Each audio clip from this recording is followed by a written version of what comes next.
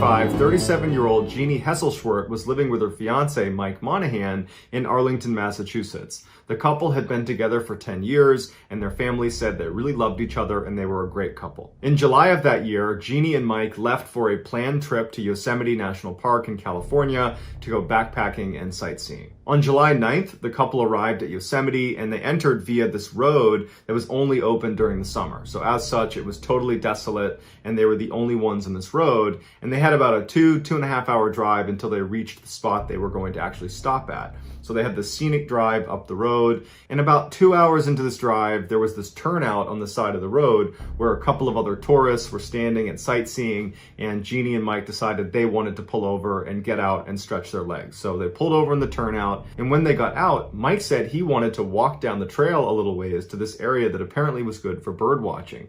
And Jeannie didn't want to do that. She wanted to walk in the other direction up to this overlook. And so they decided that they would each get to do their own activities. They'd be gone for 15 minutes and then meet back at the car. So Mike heads down and does his bird watching, and then after 15 minutes, he walks back up to the car expecting to see Jeannie, but she's not there. And this is 1995. Neither of them had a cell phone, and so he can't just call her. And so he just stands by the car and waits. And so he's looking around, waiting for her to reemerge out of the trail she had left on. But after 15 more minutes goes by and he still hasn't seen her, he walks up to some of the tourists that were there in the first place. And he asks them, hey, have you seen this woman Jeannie? And he described what she looked like. And they said, no, we haven't seen her. And so he goes back to the car, and now he's getting pretty anxious, and he's looking around, and he's just waiting for her to show up, and another 15 minutes goes by. So now she's 30 minutes late, and he starts walking up the trail to see if he can find her. But he realizes the trail immediately spiders off in different directions, and so she could have gone in any one of these different pathways. And so at this point, he decides, I have to get authorities involved. Time is of the essence. And so he runs back to his car, and he sees a Park Service employee emptying a trash can into a dumpster. And so he runs over to them and he says, you know, my fiance, Jeannie, she's gone. She's been gone for 30 minutes. Can you please get in touch with authorities and get people up here looking for her? Within 45 minutes of speaking to this employee, park rangers had made their way up to this area, and they began talking to Mike and figuring out where she might have gone, and they start walking down the trail to look for her. But after an hour of not finding her, the park rangers would call in additional assistance from the police. The search for Jeannie would become the largest in Yosemite's history, expanding to 40 square miles, with helicopters overhead and dog handlers on the ground and hundreds of volunteers combing this whole area. But despite the relatively quick response time and massive amount of manpower, they could not find Jeannie. After 2 weeks of looking everywhere for her, the only thing they were able to find were 2 boot prints that they believed belonged to Jeannie. The first print was found in the vicinity of where their car was parked, so where she had actually disappeared from. And then the other one was curiously located on a trail that was one of the biggest trails in Yosemite. It was very well marked, it was fairly wide. You're not going to mistake this for anything other than a trail. And the boot print was not walking along the trail. It was cutting across it, as if she was going from wood line, crossing over the trail into the other wood line. This second print didn't make any sense to authorities because they're thinking, you know, if you're lost out in the middle of the woods and you come across a clearly defined trail, a really obvious trail, you wouldn't walk across it and go back into the woods. You would take the trail in either direction until it hits civilization, because all trails do that for the most part. And so it seemed like this print could not be hers, because that would indicate she has chosen not to follow this path. But the print was hers. Over the course of these 2 weeks of searching, several dog teams had been placed right where Mike's car had been, right where Jeannie had left to go to the trail where she disappeared. And the dogs could not pick up a scent of Jeannie. And it led the handlers to believe that Mike was actually lying and that Jeannie had actually never been in Yosemite. And this was all a big ploy because he had done something to her and he was going to act like she's lost in the wilderness and he was going to get away with whatever he did to her. And so ultimately the FBI got involved because now foul play is being suggested. And the first thing the FBI did is they polygraphed Mike. And he passed without question, and he was totally vindicated of any involvement. After that, the FBI dug into Mike's background and Jeannie's background to see if there was any indication of somebody that might want to do Jeannie harm, and they couldn't find anything. She was just gone, and nobody knew what happened to her. On September 3rd, so 2 months after Jeannie went missing, 2 men were in this really remote section of Yosemite to go fishing when they spotted a human body in a pool of water. it would turn out to be Jeannie's. She was 3 miles from where she was last seen by Mike at that trailhead. She was only wearing socks and 1 boot, and she had been sitting in this pool of water for so long that they were unable to determine a cause of death. Initially, it was speculated that she must have fallen into the river that fed ultimately down to where she was found. She must have fallen into that river, miles away, close to where she went missing. Maybe she fell and hit her head and was unconscious, and then she drowned, and then she wound up here. But park officials said there's too many debris along this waterway that her body would never have been able to get down to this spot. But if she didn't drift to that spot, it meant she had to have gotten there on foot. And to get to this particular spot, according to the fishermen that were interviewed after they found her, the only way to get there is to climb up a cliff with climbing gear on, or scale down a cliff, again, with climbing gear on. The only people that go fishing in this area are mountain climbers and rock climbers that have the equipment to get there. From where Jeannie went missing, she would have had to climb down 2,000 feet of cliff face to get to this spot, and she did not have climbing gear. And so when that seemed really unlikely, the next theory was, okay, she must have been abducted and they brought her here. But that means your assailant would have had to carry Jeannie down this 2,000-foot cliff, which also seems really unrealistic. The most widely accepted theory was put forth by a tracker that was involved in this case. They went out and they surveyed the area where Jeannie would have been, and they noticed that the sound the wind made when it passed by this particular clump of aspen trees, when the wind hit the leaves in the trees, it sounded like a car driving by. And so they speculated that maybe, Jeannie, she's scared, she's panicking, it's nighttime, and she hears this sound and she thinks she's hearing a road. And so she would have walked towards the sound of, the car, which really was the leaves, and she would have disregarded, for example, the trail. She would have walked over the trail because she's trying to get down to this road. She's kind of fixated on this road. And at some point, she could have potentially wound up at the side of that cliff that would have led down to where she was found. And then she could have slipped and fallen over the edge and landed in one of the rivers that would have flowed down to where she was found. But park officials and authorities were a little bit skeptical of this theory because for her to have landed in a stretch of water that did connect to where she was found, it was almost like she would have had to leap off the cliff to land in that stretch of water. It wouldn't have been just falling over the edge and then you're landing in this water. It would have been more of a jump to get to it. So the idea that, Jeannie is running and leaping off cliffs, that doesn't really add up either. But park officials and authorities, they don't have a better theory. In fact, no one has a better theory. We're just left with a lot of questions, like how did she wind up in this inaccessible area? Why didn't the dogs pick up her scent? Why didn't she take that trail down to safety? Why did she cross over it? Unfortunately, we'll probably never know the answer.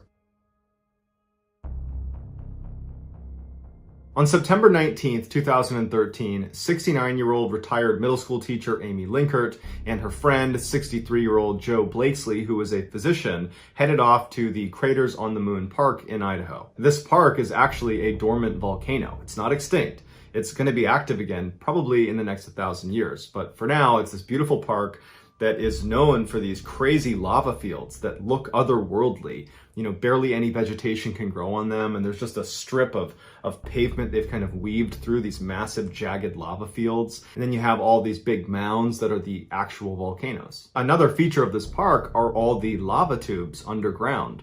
All the molten lava, when it jets around underneath the surface before shooting out, it carves these natural tunnels underground, these huge caverns. They're like these big caves you can explore. And there's 1,100 miles of lava tubes, tunnels, and caves underneath this park. The two women told their families they would be back in Boise, Idaho by the 21st.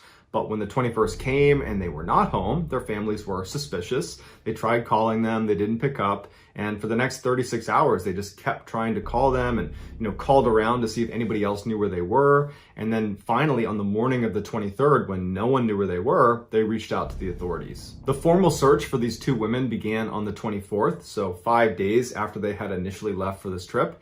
And the searchers quickly found their pickup truck parked in the parking lot of the Craters on the Moon Park.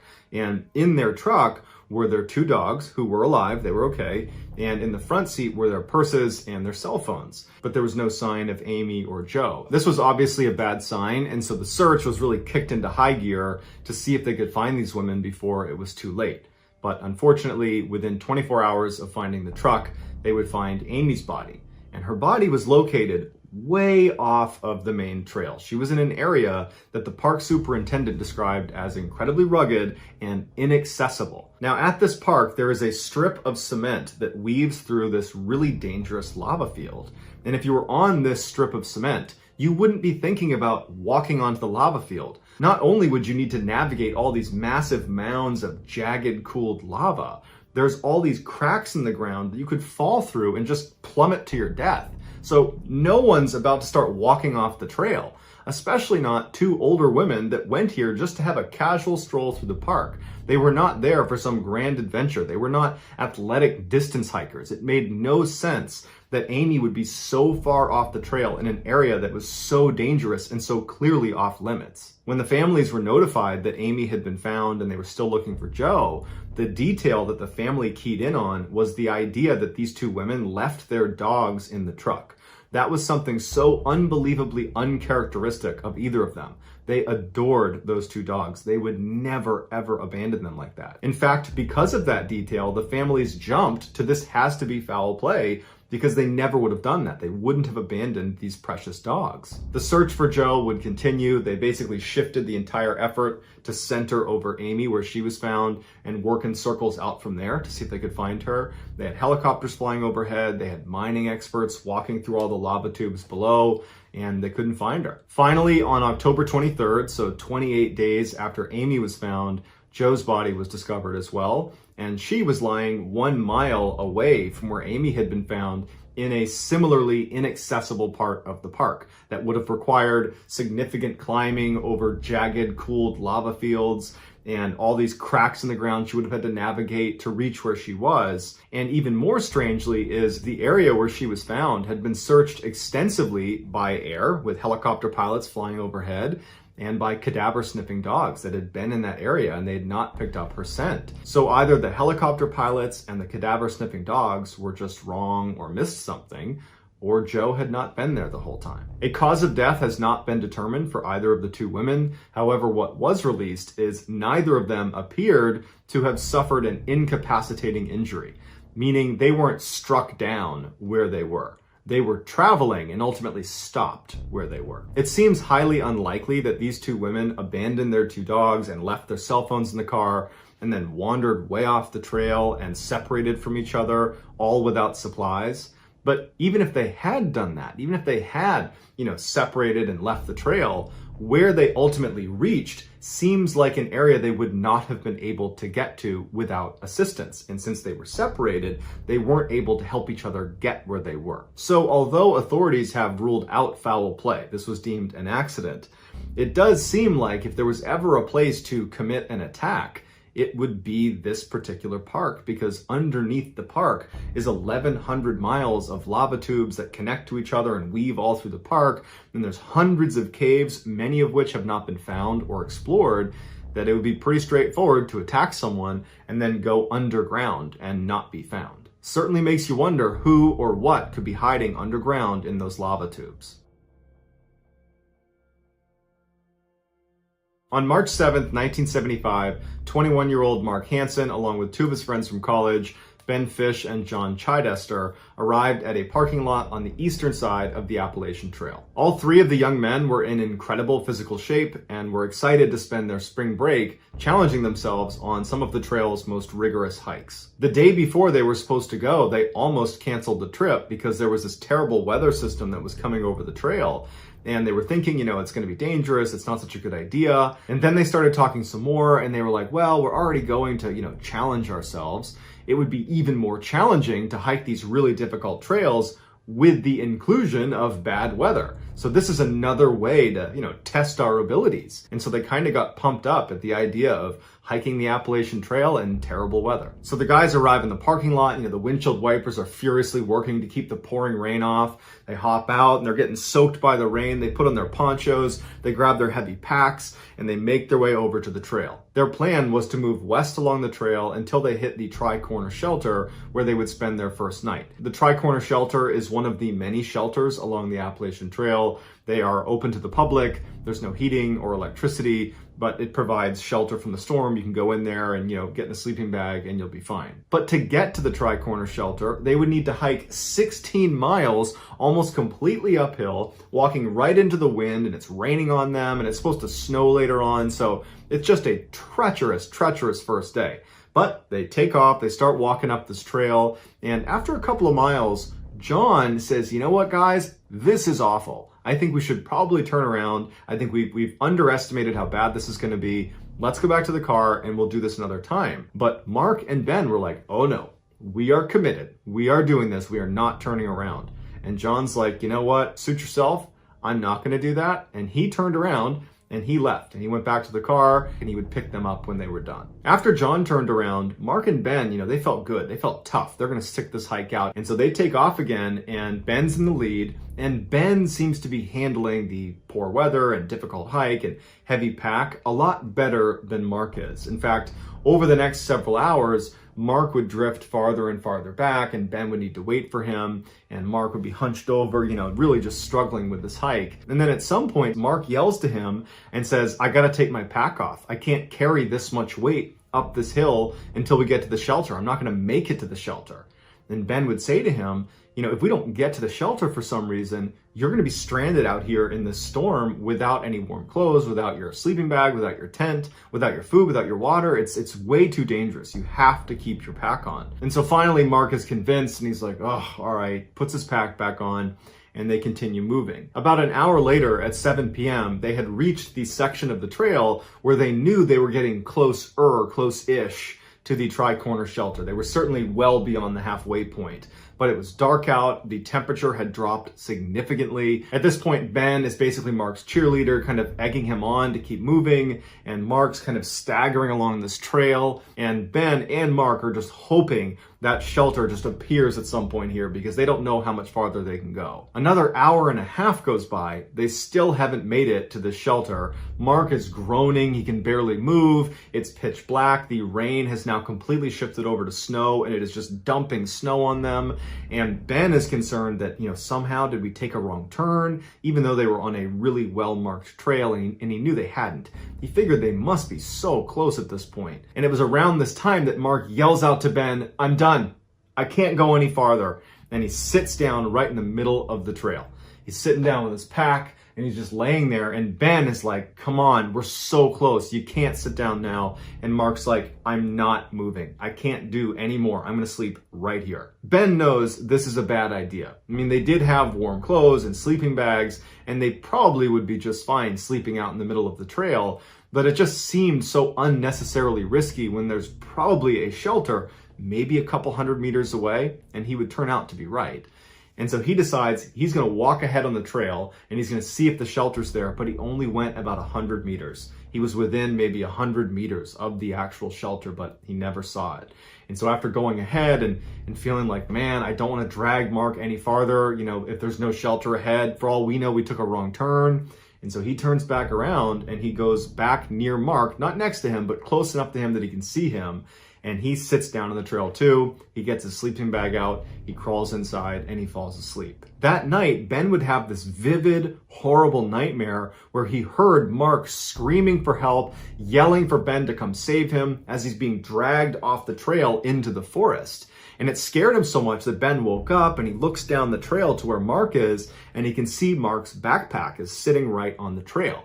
And so he thinks, oh, Mark's still there. And he's so tired, he's not about to get up and go check. He's like, that was just a dream. And he goes back to sleep. The next morning, when the sun comes up, Ben gets up again. And the first thing he does is he looks over at Mark and he sees the pack. But he realizes that Mark is not there. It's just the backpack. And so Ben jumps up and he yells for Mark. He doesn't get a response. He's looking around thinking he's got to be around here, but he's not. It snowed that night, so any tracks Mark would have left to show where he went to were now covered up. And that's when it dawns on Ben that that dream he had the night before, that might have been real. And he has this sinking feeling that something horrible has happened to Mark and that he didn't save him. And so he thinks, I gotta get authorities. He grabs his bag. He leaves Mark's there because he's thinking maybe he'll come back and he'll grab it. And Ben turns and runs down the trail in the direction he hopes is towards this Tri-Corner shelter. And he can't believe it when literally 200 meters away, he finds the Tri-Corner shelter. They were that close. And inside are other hikers. He was able to get one of them to run down and get Park Services to know that they have a missing hiker on the trail. Searchers were dispatched to the area where Mark and Ben had been sleeping on the trail. The first thing they did is they went to his bag, and inside were all the things he would need to survive out in the wild. His tent, his warm clothes, his sleeping bag, his food, his water, everything. It was all left there. Over the next few days, hundreds of searchers combed the area. They had helicopters overhead, and they made no significant discovery. However, one park ranger discovered this huge cave that was not that far away from where they had been sleeping. And inside of this cave, this ranger said a large mammal had been staying recently. It was not there now.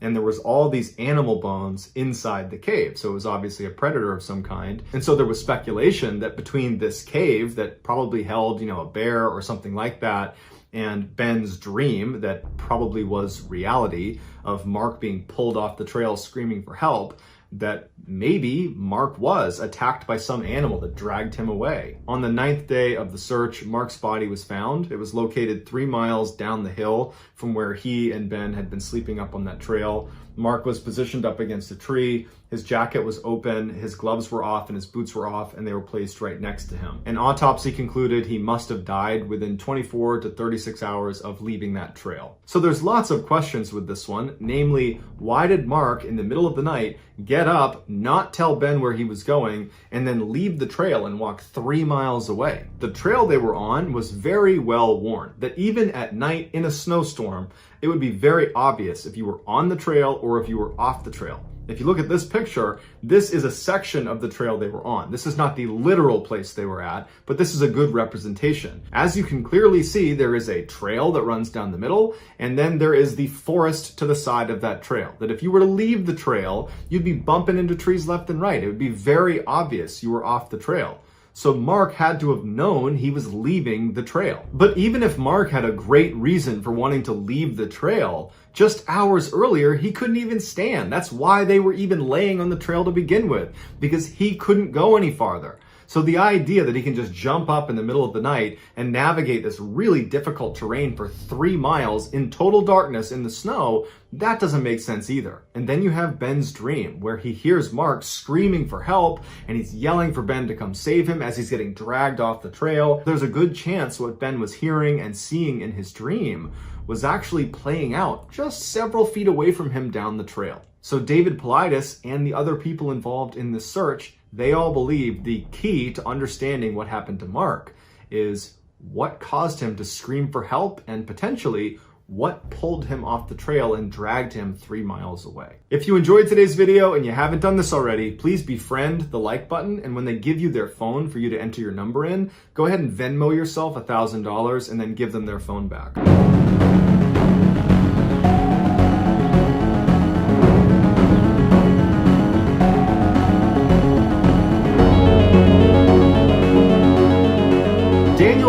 Always seemed to have an issue with respecting boundaries. In 1996, when Daniel was 24 years old, he became obsessed with this video game series called Ultima, which in the early days of PC gaming was this huge hit. It was this open world role-playing fantasy game. Daniel figured out where the creator of this game lived, and in the middle of the night in the spring of that year, he went to this guy's house and he knocked on the door. And when the creator did not answer the door, Daniel's frustrated and he leaves, but comes back a couple hours later and proceeds to break a window, climb inside this guy's house. He goes upstairs and he goes into one of the bedrooms where he crawls into one of the beds and falls asleep. The next morning, when the creator got up, he finds Daniel laying in one of his beds and he starts yelling at him to get out of his house, and Daniel's totally unfazed and he just wants to sleep in this bed. And so the guy calls the police show up, and Daniel's still in bed. And so they haul him out and they arrest him. A year later, Daniel would be arrested again for trespassing,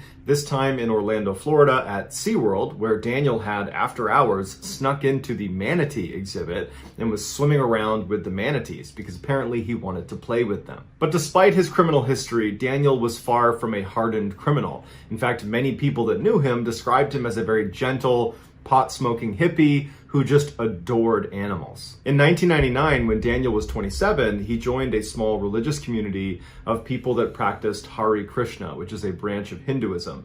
They get their name from their chant, Hare Krishna, that devotees repeat over and over and over again. During his stay with this community, Daniel basically blew off all of his responsibilities. He didn't really practice the religion, he didn't help out around the temple. Instead, he spent virtually all of his time feeding the wild birds that came to roost inside of the temple's garden. And he kept this notebook where he diligently tracked who had come into the garden, which bird, and how much he had fed them, and what they looked like. Basically, all he cared about were these birds. After a month of living in the Hare Krishna community, Daniel abruptly tells the other worshippers that he's going to be taking a vow of silence. And this really confused the others because Hare Krishna does not encourage its members to take vows of silence. This was something Daniel was just going to do on his own. And so right before he took his vow of silence, he also informed them that he would be leaving. So he takes his vow of silence, he packs his stuff up, and he leaves. After departing, Daniel committed a series of petty offenses through South Carolina, Washington, Texas, and then ultimately in Florida.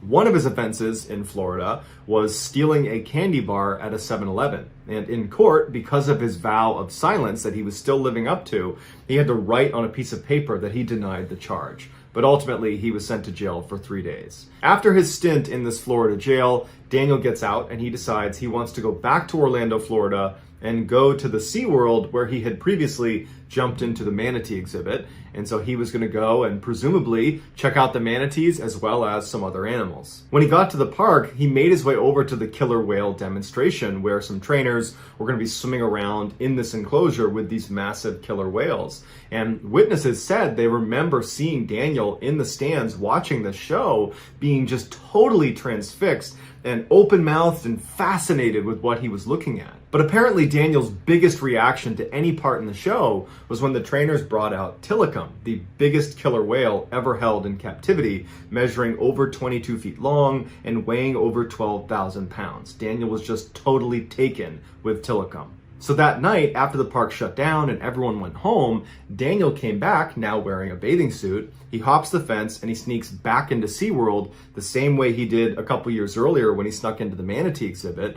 And somehow he managed to go through the park without being picked up on a camera. And he makes his way over to the killer whale enclosure. He hops the fence, he takes off his shirt, takes off his shoes. So he's just got his bathing suit on and he jumps into the massive pool with Tilikum. When Daniel jumped into the manatee exhibit, he had said he just wanted to play with the manatees. And so it's assumed that when he jumped in with Tilikum, he just wanted to play with Tilikum. And apparently Tilikum was really eager to play with Daniel, because Tilikum quickly played with Daniel by biting his shorts and bringing him to the bottom of the pool and dragging him along the bottom until Daniel drowned. And then after he drowned, Tilikum basically thrashed him around, throwing him up and down, ripping off pieces of him, until finally he draped Daniel's body over his back, and that's where Tilikum kept him. The next day, when the staff showed up and made this discovery, they couldn't get Daniel's body away from Tilikum because Tilikum wanted to keep his toy. And so they had to use a special medical hoist to lift Tilikum up into the air to recover Daniel's body. Daniel's death was ruled an accident as a result of his poor decision making, and so as such, Tilikum was not punished. In 1910, miners drilling inside of the Nika Cave in Chihuahua, Mexico, punctured through the ground and discovered this flooded cavern. After pumping the water out and stepping inside of this cavern, they were amazed to see these massive gypsum crystals that had formed on the walls and the ceiling all over this cave. Although the crystals were beautiful, they were far less valuable than what these miners were after, which was silver. So instead of trying to, mine out these crystals, they told the locals in the area that they had found this cave and that they really ought to come down here and protect it because it's this amazing natural wonder. And so for the next 100 years, the locals in Chihuahua, Mexico, basically kept this cave that they nicknamed the Cave of Swords under lock and key so that no one would go in there and destroy these amazing crystals. Fast forward to the year 2000 and two men are inside of this mine, not the Nika mine where the Cave of Swords is located, but a mine that was right up against it. And they're drilling down and they're actually at the same level of where the Cave of Swords is located. And they don't know it yet, but they're drilling underneath the Cave of Swords. and they eventually puncture into the rock, revealing this underground flooded cavern. Now, these two men are not tracking that this is right underneath the Cave of Swords. So they're not thinking there could be crystals inside of this flooded cavern. They're thinking there could be silver down there. So after pumping all the water out of this cavern, they crawl down inside and it opens up into this massive cavern with these enormous crystals coming out of the ceiling, the walls, everywhere. And they are like 10 times, 15 times bigger than any of the biggest crystals inside of the Cave of Swords. These are literally the biggest crystals in the world, and this cavern looks like Superman's Fortress of Solitude. It's this unbelievable landscape. This new cave would be dubbed the Giant Crystal Cave, and like its counterpart, the Cave of Swords, it would be handed over to locals to protect. Now, you'd think people would be lining up like crazy to get inside either of these two caves to see these natural wonders. But the truth is, nobody wants to go inside of these caves because they're death traps. Even though both of these caves have had the water drained out of them, their humidity level is still 100%, which means if you're in there too long in either of these two caves, you run the risk of your lungs starting to fill with water, effectively drowning you. In fact, scientists speculate that it would take about 10 minutes for this to happen to you if you were inside one of these caves, assuming you were not wearing a special breathing device that was pumping dry air back into you. But even if you were wearing these special air tanks, the cave would still kill you in about an hour because the temperature exceeds 130 degrees Fahrenheit. And so if you combine the extreme heat with the humidity and the tight enclosed nature of an underground cave, you have a natural oven that if you stay in there too long, it will cook you alive. So the only people that go inside of these caves are researchers that wear all the special equipment, and they only go inside for a couple of minutes at most. But in 2001, so 1 year after the discovery of the Big Crystal Cave, one of the workers who helped drain out the Big Crystal Cave decided, you know what, I want a crystal for myself. And so using his understanding of the mine and his access to this particular section of the mine, he made his way down and got inside of the Big Crystal Cave. Now, the only special equipment he had was a saw, because he figured he could get in there and saw off a piece of one of these crystals and get out of there in just a couple of minutes, certainly well before anything bad would happen to him. So he gets inside, he identifies the crystal he wants, and he starts sawing off the bottom of this crystal. But it dislodges a huge chunk of the crystal that falls on him. Now, when it fell on him, that didn't kill him, but it pinned him inside of this cave. At this point, reality must have sunk in very quickly for this guy. He didn't tell anyone where he was going because what he was doing was illegal, and he knows that nobody checks inside of these caves to see if people are trapped or stuck, because they don't expect people to go into these caves, and they're off limits. A couple of days later, researchers went down into Big Crystal Cave, and they discovered this guy still pinned underneath the big crystal he had cut from the ceiling. It was unclear whether he had died from drowning or from being cooked alive, but either way, he was deceased. To this day, Big Crystal Cave and the Cave of Swords are strictly off limits to the public. On June 30th, 2002, an 18-year-old named Daniel Dick was on vacation with his mother and his two younger brothers in Hawaii. Daniel had just graduated from his high school in Los Angeles, where he was the student body president. He was known to invite all of his classmates over to his house all the time for dinners, and girls would call him all the time to try to get advice about their boyfriends. And Daniel also would befriend troubled teens in an attempt to kind of pick them up and get them back on the straight and narrow. When he and his family left for this vacation, he had been working part-time at a grocery store and was getting ready to attend California State University in the fall. That morning, Daniel went down to the beach where he planned on doing some swimming and maybe laying out in the sun for a little bit. And pretty quickly, he met 3 girls. And after about 30 minutes of chatting with them, he asked them if they wanted to climb over the fence and check out the blowhole. A blowhole is a fairly narrow hole that is situated on rocks right near where water is crashing. And this hole is usually formed by molten lava that has passed through underneath.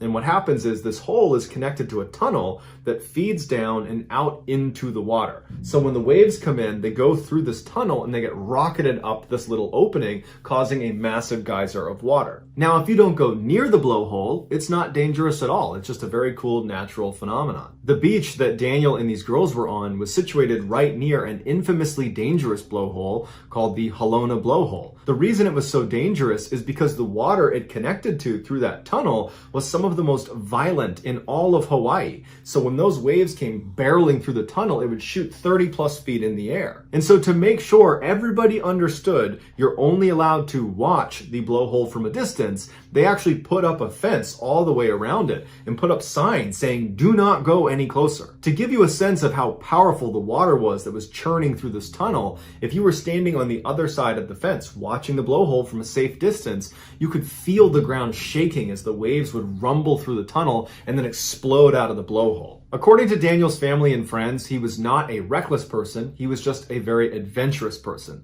And so something like this blowhole really piqued his interest, and he just couldn't handle being on the outside of the fence. He really wanted to get right up there and get a look at it. In fact, he told these girls he wanted to feel the power of the water hit him in the chest. That was his plan. The girls told him this was a bad idea, but he was insistent and he began walking over to the rocks where you could climb up and jump this fence.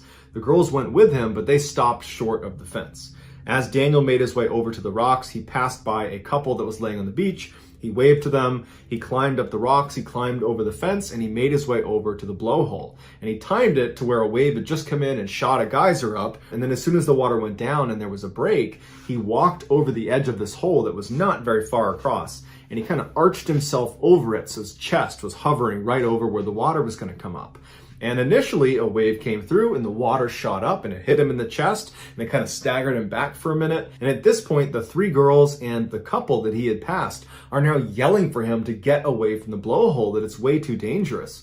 But it was too late. He leaned back over the blowhole right as a massive wave came barreling through the tunnel. It rocketed up and it lifted him off the ground about 5 feet in the air, and it turned him upside down so his head is pointed down. And when he fell, he went directly into the blowhole. The couple and the three girls that saw this happen described his body position as being the perfect dive. And in order to actually get into the blowhole, you would need the perfect body position because the opening is very narrow and it goes down 8 feet of just this narrow tube. And at the bottom of that, it opens up like the inside of a teapot. And inside of there is this just vicious churning water that connects to this underground tunnel that feeds out to the sea.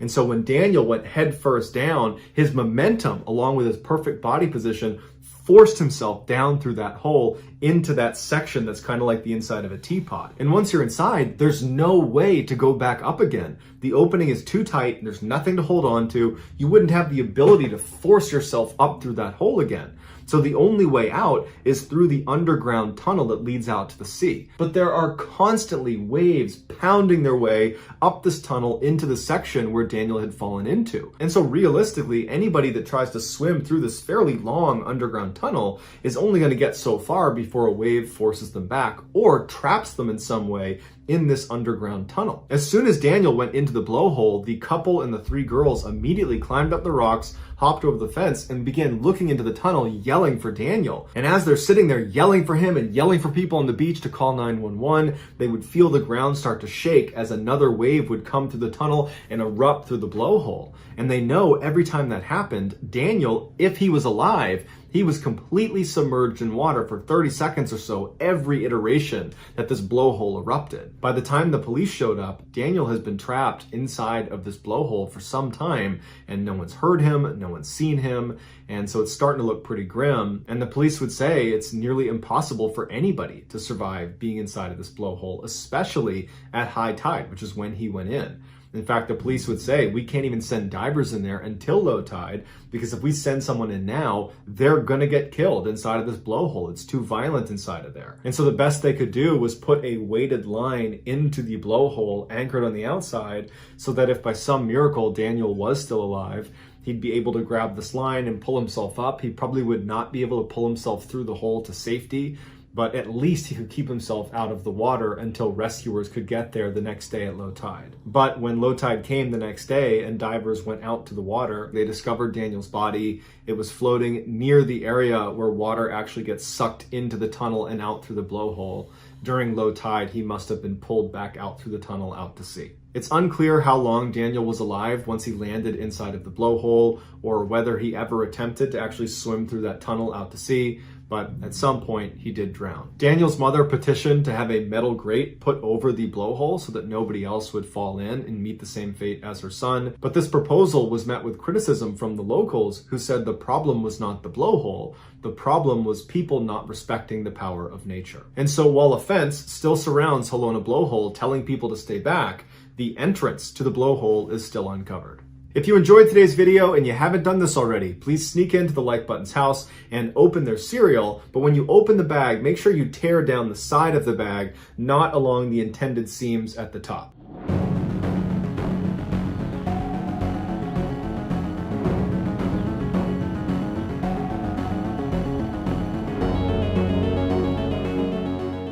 In 1989, 22-year-old Eloise Lindsay was a fresh college graduate, and she was at a crossroads in her life, because even though she just earned her degree, she really didn't know what she wanted to do with her life.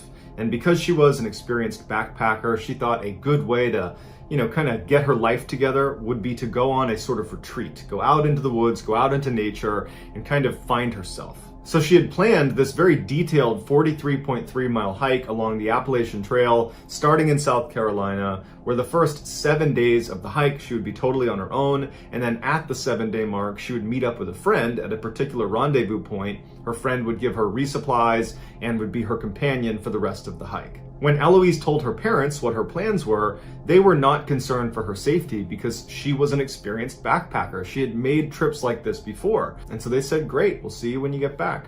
So on November 4th, Eloise sets out to begin her journey down the Appalachian Trail. And the first couple of days of her hike were great. The weather was beautiful, the scenery was amazing, and she had all this time to just kind of be by herself and look internal and think hard about what she wanted to do with her life. But on the third day, when she woke up, she was sleeping inside of a tent she had camped just off the trail. She woke up and she had this intense sense of dread.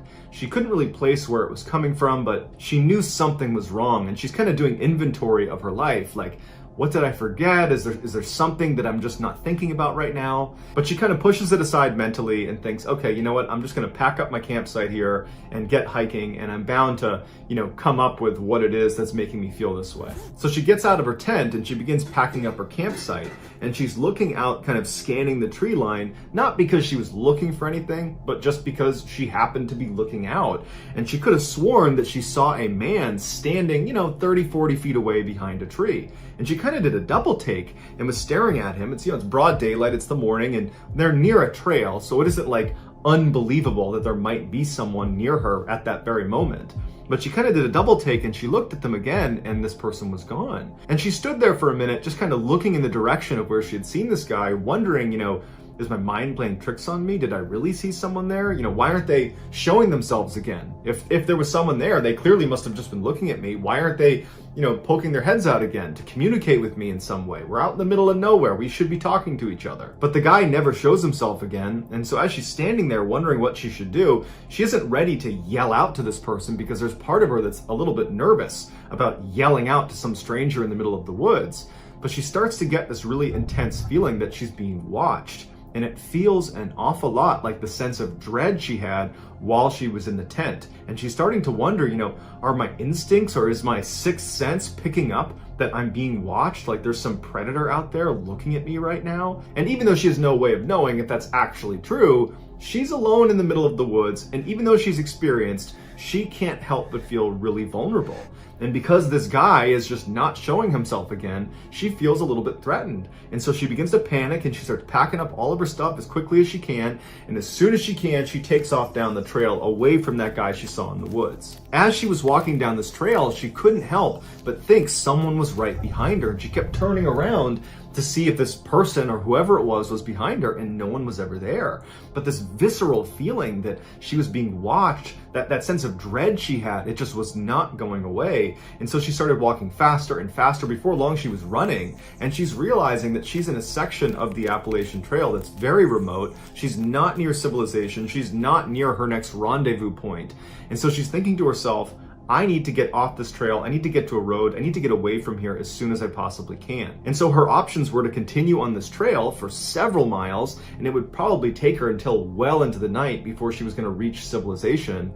Or she could take a shortcut because she believed there was a road that was running parallel to her trail, but it was way down the mountain. It would require leaving the trail and basically cutting through the wilderness to get down to this road. But she was pretty confident it was right down there. And because this threat of this person or thing following her was so intense for her, she decided to leave the trail. She couldn't stand the idea of having to spend another night out in the middle of the woods with this person stalking her. And so she walks up the trail and starts running down the mountain. It wasn't long before she started to hear audible sounds coming from what she believed to be this person that was following her. And she would turn around and there'd be no one there. And then she started to walk, trying to listen as she's walking, and she would hear footsteps far away from her, and she'd turn and there'd be nobody there, but she was certain someone was following her, someone was stalking her. And the sounds that were coming out of this person, this animal, whatever it was, they sounded like, a deep male voice, but you couldn't recognize if it was a language of some kind. It just sounded more like a grunt or a yell of some kind. And so her heart rate's elevated, she's panicking, and she's walking as fast as she can just through the middle of the wilderness, hoping she's walking towards this road. But after walking and running for miles into the middle of nowhere, she has not come to a road. It's now completely dark out, and she knows she's lost. And so she has to set up camp in the middle of nowhere, and she knows somewhere out in the middle of the woods is some person or something that is stalking me. And she's all alone. She has no way to contact anyone. She doesn't have a cell phone. It's 1989. And so she sets up her campsite and she gets in her tent, she zips it up, and she lays there hoping she doesn't hear any sounds. And sure enough, within minutes of being inside of that tent, she starts hearing those audible sounds coming from somewhere in the forest, and she hears what sounds like heavy footsteps walking around the perimeter of her campsite. All night long, she hears this. But luckily, they don't come up right to her tent. So there's some separation between her and whatever is making these sounds. And then finally, the sun comes up, she is out of that tent, packs it up, and continues running in the direction she hopes is the road. And of course, all day long, she has that sense that someone is watching her. She's hearing footsteps coming from behind her. She would turn, she doesn't see anything. She would hear that audible grunting sound, or that low voice coming from somewhere behind her. But again, she would never see whoever it was or whatever it was that was making the sound. And then again, the sun is starting to set and she has not found the road. She hasn't found a trail. And she's thinking to herself, I can't even backtrack, because if I turn around and start walking backwards, I'm bound to run into this very thing I'm trying to escape. And so once again, she sets up her campsite in the middle of nowhere. She gets inside, and as soon as she's laying in her tent, she starts hearing those heavy footsteps somewhere out in the woods, kind of walking around the perimeter of her campsite. She's hearing that low audible sound that she can't quite place. And at some point she falls asleep. She gets up the next morning, she jumps out of her tent, packs it up, and starts running, hopefully in the direction that will bring her to civilization. A couple days later, when Eloise was supposed to meet her friend on the trail at the 7-day mark, and they were gonna finish the hike together, well, Eloise doesn't show up. But after several hours, when Eloise did not show up, her friend left the trail and contacted authorities and filed a missing person report. And the police would launch this massive search for Eloise along the stretch of the Appalachian Trail where she had said she would be. And for the next 14 days, hundreds of police and volunteers and helicopters are scouring this area, and there's no sign of Eloise. And so after 14 days from the time her friend filed the missing person report, the police had to turn the search off, and they say, look, we can't find her. 2 days after the search was terminated, so 23 days after Eloise had initially set off for her trek through the Appalachian Trail, a hunter that was out in the middle of nowhere near the Appalachian Trail discovers Eloise perched up against a tree. She's totally emaciated, she's dehydrated, she's delirious, but she's alive. At first, she was terrified of the hunter because she believed the hunter was this person that had been following her. But when she realized he was there to help, she went with him. She was brought back and brought to a hospital, and she was checked out. And besides being dehydrated and, emaciated, she was okay.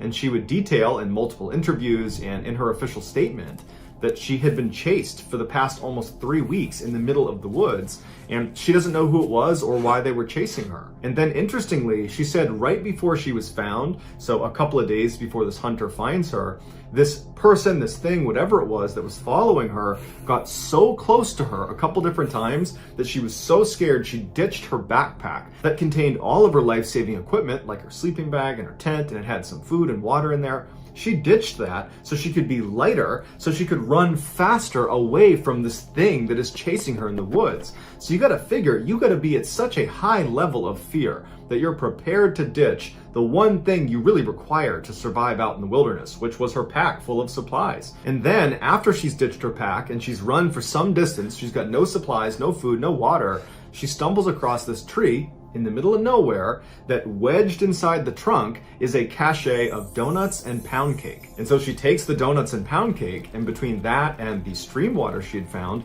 that's what kept her alive for the last few days before she was found. Eloise says she has no idea what to make of her experience, and law enforcement were baffled by it as well. Some people think Eloise had a mental break and she effectively made this whole situation up, that she really was lost in the woods, but no one was chasing her and she was just kind of paranoid and running around the wilderness for a couple of weeks. Other people, including park rangers that work that stretch of the Appalachian Trail, believe it's possible she could have been stalked by wild men, which are basically people that live out in the mountains that are effectively feral, that live off the land, and they've been known, according to local legend, they've been known to attack park rangers, and people that live out in that area have claimed to have seen these wild men, and they kind of match the description of what she was describing. But as of right now, there's no official explanation for what happened to her other than she got lost and was found again.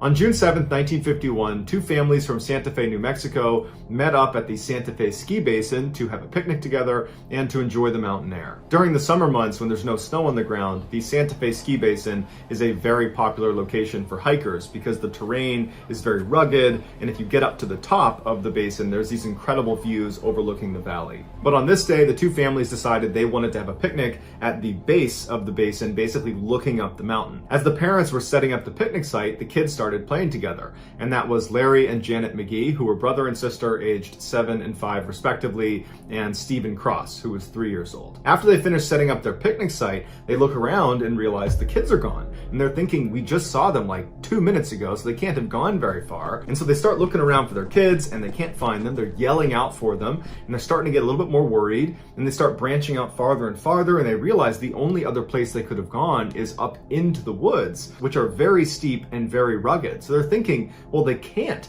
have gone into the mountains. That would be impossible for these young kids to get very far, and they aren't responding to our calls. It's possible they could have been abducted. And so one of the parents ran down to the main building of the actual ski resort where they kept a staff member in there during the summer months, and they were able to get inside and use a phone, and they called authorities. So the police come out and they set up these huge spotlights that are aimed up at the mountain. And so the idea was, if the kids did get up into the mountain somehow, they would see these lights and hopefully walk down to them. After they set up the spotlights, the police began combing the side of the mountain in hopes that the kids were not abducted. But despite the spotlights and hundreds of searchers and people yelling out for these kids, they never heard back from the kids. They didn't find them. And so all night they're looking for them, and they're realizing that there's a pretty good chance they're probably not here, and that means they probably were abducted. And so by the following afternoon, things were really starting to look grim. There was no sign of these kids anywhere.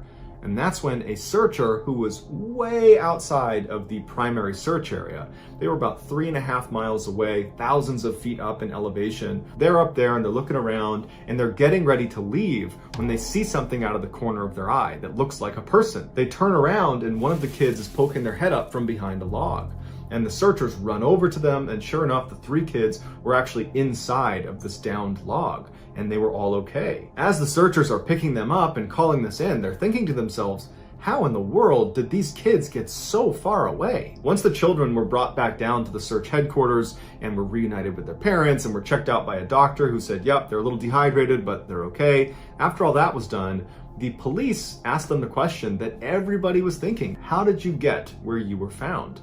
And Larry, the oldest of the group, he was 7 years old. It took him a minute, but eventually he said, they were playing around the picnic area and they went just barely into the tree line when all of a sudden a bear came out from behind a tree and began chasing them. And the three of them ran 3.5 miles up a mountain to find this log, which they jumped inside of, and they hid inside of this log from this bear, which apparently was patrolling the area looking for them. And in addition to this bear that was apparently walking around the area looking for them, Larry said they were especially scared of the gorilla that was walking around the area looking for them as well. Now, it's easy to discount Larry and the kid's story because you could say, okay, well, the gorilla they saw was actually just a searcher looking for them.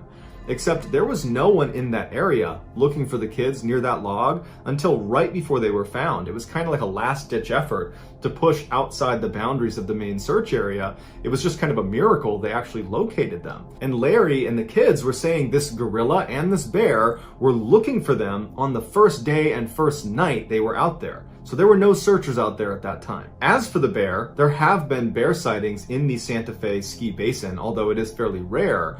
But if it was a bear that was chasing these kids, it would have caught them. A bear is not gonna not be able to catch 3 small children running uphill. So either there wasn't a bear, or it was some other animal that might have resembled a bear. But what type of an animal would chase 3 small children who are very vulnerable 3.5 miles up a mountain only to abandon them? But even if we say, you know what, there's no way the bear and the gorilla had anything to do with this, this is just kids who got lost and they wound up in the woods and they were found, and that's it. Fine. But I have a 3-year-old and a 4-year-old, and I can tell you right now, there's no way they could cover a 3.5 mile distance uphill in really rugged mountainous terrain in a 24-hour cycle. There's no way. Without help, that's not possible. I would say the only caveat to that would be if my children were fearful for their lives, in which case adrenaline would kick in and they probably could cover that distance in a 24-hour period. That certainly lends credibility to the idea that Larry, Janet, and Steve were in fact running for their lives, and they had that adrenaline kick, and that's how they were able to cover that distance. But were they really running from a bear or a gorilla? We don't know, and there's been no further investigation into this case, and I think that's because the kids were found alive. The parents, the police, they're happy, and everybody moved on. From 2002 to 2006, Cullen Finnerty was perhaps the most successful college quarterback in history, winning 3 national championships and being named the Division II Player of the Decade. He was also perhaps the toughest college quarterback in history. Most quarterbacks will spend their careers looking to avoid getting smashed by defenders. Not Cullen. Cullen was 6'2", 240 pounds, and he would tell his teammates that he wanted to get hit, and he would hit back. And his coaches hated it about him, but his teammates loved this about him. Cullen was also famous for playing through injuries. His junior year in college, he broke his collarbone, and he didn't tell anyone, and he played through an entire playoff series that he won. After college, Cullen's professional football career was not nearly as successful as his amateur one. He played briefly for 2 NFL football teams, the Baltimore Ravens and the Denver Broncos, but when he wasn't getting any playing time and he just could see the writing on the wall that this was not going to be a match, he was not going to make it in the NFL, he left for Europe to play in a European football league. But when his European football career started to sputter out as well around 2009, he came back to the United States where he joined a very small-time indoor arena football league. And while Cullen's love of football was still there as much as it ever was, he knew at this point, playing at this low of a level, that his career was effectively over. Around the same time that Cullen was hanging up his football cleats, he would meet Jennifer, who would become his wife. She was an all-state volleyball player and in many ways was just as competitive and as athletic as Cullen was. They were kind of like a perfect match for each other. They married in 2010, and Cullen, this big man, big-time quarterback, was shaking and crying at the altar because he was so nervous and excited about marrying Jennifer. Because I think this was a really big turning point for him, where he was basically putting football in the past and starting this new life and building a family with Jennifer, and he was really excited about it. The newlywed couple moved into a house together in Michigan where they had 2 kids, and Cullen landed a good job in medical sales, and by all accounts, Cullen was just hitting his stride post-football. On Memorial Day weekend in 2013, Jennifer's family was planning this 3-day fishing trip along the Baldwin River in Michigan, and the Finnerdys decided they would join them. And so Cullen and his wife and kids, they rented a cabin that was going to be near the campsite that Jennifer's family was staying at, and for the entire weekend, it was just this great fishing trip where everybody had a great time and the weather was beautiful. And on May 26th, so the last night of this 3-day fishing trip, Cullen, who had recently purchased this pontoon boat that they had used for this fishing trip, he wanted to just go out one more time on his boat, this boat that he was really proud of, and fish for another 30-45 minutes before ending the weekend. So Cullen put on his waders and his jacket, he grabbed his fishing pole, and he had his family drive him to the stairs that led down to the water where his pontoon boat was. Before he walked down the steps, he turned and told his family that he'd be out for about 30 to 45 minutes and that he wanted to be picked up at the next boat ramp down the way and that he would call when he needed a ride. 42 minutes later at 9:27 p.m., Jennifer receives a phone call from her husband, and she's expecting it to be the call where he says, "Okay, I'm ready to get picked up." But when she answers the phone, Cullen is frantic, and he's telling her that he's being followed by 2 men in the tree line, that he's out on the water on his pontoon, but there are 2 men in the tree line that he can't see, but he can hear them, and they've been following him for some time. And before Jennifer can even get a word out, Cullen says to her that he's going to beach the boat and take his clothes off. And then he hangs up. Jennifer immediately tries calling Cullen back repeatedly, but he's not picking up. And so she's left feeling totally confused about what her husband has just told her. But what stood out to her was how scared he sounded on the phone. And fear was not something she typically associated with Cullen. This beast of a man, this tough football player, he didn't get scared. So for him to be that scared sounding and to be describing people basically stalking him, she knew he was in serious trouble. So she calls 911 and she describes where he is in the Baldwin River, and the police take her report and say, "We'll send someone out right away." After Jennifer got off the phone with police, she called her family and told them about this really strange phone call from Cullen and how she had just called the police and she didn't know what to do. And so her brother tried calling Cullen, and Cullen answered. And when he did, Matt said, "Hey, Cullen, where are you?" And Cullen would say, "I don't know where I am, but there's these 2 guys that are still following me." And Matt would say, "Are you still on your boat? Are you on land?" And all Cullen said is, "It's getting pretty rough out here." And then he hung up. Afterwards, Matt would call Jen and he would tell her about this phone call with Cullen, and it really didn't add any clarity to the situation. And so Jen and her family decide the best thing they can do is go to the boat ramp where Cullen had said he wanted to be picked up, in hopes that maybe he would make his way there and they would find him. So Jennifer and her family head out to this location, and Cullen's not there. They get out, they're yelling for him. There's no sign of him, and shortly after, a police car would show up because this was one of the areas where Jennifer had said when she spoke to police that Cullen might be.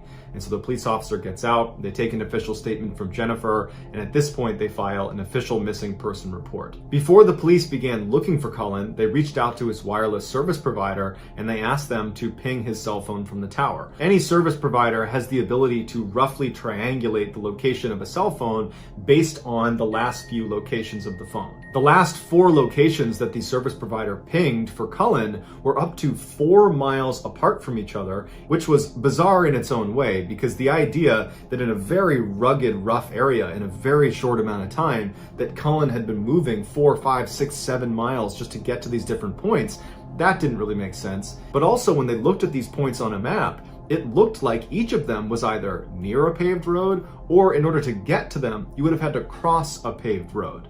And so they're thinking to themselves, why does he keep moving point to point if at any one of these locations he's near relative safety? But as strange as these 4 locations were, the police now had a really solid starting point. So they dispatched people to each of these points, and they began combing along the river where he had last been seen. And within an hour, they discovered his boat. It was a little ways down from where he had been dropped off. It was missing an oar, and it was basically beached on the side of the river. It wasn't clear if it had been intentionally beached, but Cullen wasn't in it, and when they searched around the area, they couldn't find any sign that Cullen was in the area. They were yelling for him. He wasn't yelling back. Interestingly, a man who owned property near where the pontoon boat was found reported to police hearing screaming or yelling coming from the area where the boat was found around the same time that Cullen went missing. But despite this piece of information, it didn't actually help them discover where Cullen actually went. For the next 48 hours, police and hundreds of people searched in the areas where his cell phone had pinged and along the river where his pontoon had been found, but there was no sign of him. Then, on the evening of May 28th, approximately 48 hours after Cullen had gone missing, they discovered his body. It was located less than a half mile away from a paved road, and it was situated in between those 4 points that the cell phone provider had given. He was laying completely face down with his right arm under his body and his left arm over his head, clutching some grass. When they rolled him over, he had some blood coming out of his nose, but besides that, there was no significant trauma anywhere on his body. Cullen appeared to be wearing all of his clothes. However, it was noted that the strap on his waders was really badly twisted. Now, if he had never taken his clothes off, that would have been something he would have fixed. It would have been very uncomfortable when he started this trip to go fishing. That would have been something he would have fixed. Now, he said to his wife on the phone that he was going to be taking his clothes off, which there was no explanation for that, but he clearly said that to his wife, and she reported that to police. And so some have speculated that between that phone call and finding him with the twisted strap on his waders, that indicates that perhaps his clothes did come off at some point over the past couple of days and were put back on again, either by him or by someone else. His cell phone had also been found in his front pocket, indicating that those cell phone pings had been his actual location. Initially, Cullen's autopsy was completely inconclusive. There was no trauma to his body. There was no obvious thing that killed him. But later on, it was determined he died of pneumonia caused by inhaling his own vomit. So we don't know how you get to a place where you're inhaling your own vomit, but I would imagine you're in a pretty panicked state of mind if that could happen to you. Many people believe Cullen's death was the result of a traumatic brain injury caused by all the years of playing football and getting hit in the head. And so that can lead to paranoia. And so perhaps this was a fit of paranoia. He got turned around, he got scared, he thought somebody was chasing him. And then, he vomits and inhales his vomit, and that ultimately kills him. And in 2011, Cullen had briefly shown signs of being a little bit paranoid when one day he thought someone was following him, and he actually went to a family member's house and said, "I think someone's following me," but he could never identify where this person was or who they were. But even if this was a fit of paranoia and no one was following him in the woods, well, why didn't he stop on the paved road every time he crossed it? Because that would have represented safety. I mean, in 2011, when he supposedly had another fit of paranoia, his instincts were to go to a family member and to seek help. And so you would think his instincts in this situation would be similar. He would seek help, he would seek safety, but he continuously left safety. He left the road. He left his boat. His boat was safety. Why did he leave his boat? And even if we turn this around and we say, no, it was not a fit of paranoia, that he was in fact being followed by someone or something in the woods, well then why would that prompt him to call his wife and say, I'm going to get out of the boat and take my clothes off, and then proceed to walk 4, 5, 6, 7 miles in a very short period of time, crossing over a paved road at least 1 or 2 times and not stopping, not signaling for help? That doesn't make sense either. And what was that screaming that resident heard coming from the area where the pontoon boat was found? Unfortunately, there are many questions in this case, and the vast majority of them will go unanswered. If you enjoyed today's video and you haven't done this already, please give the like button a gift card to their favorite restaurant, but don't put any money on it.